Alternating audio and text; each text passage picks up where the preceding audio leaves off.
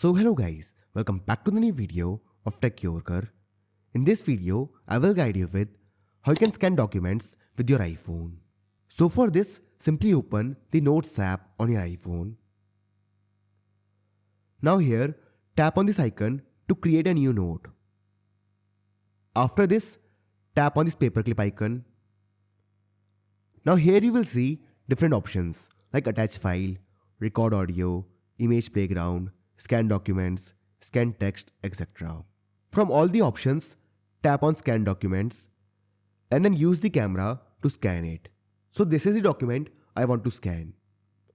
So I will tap on scan document.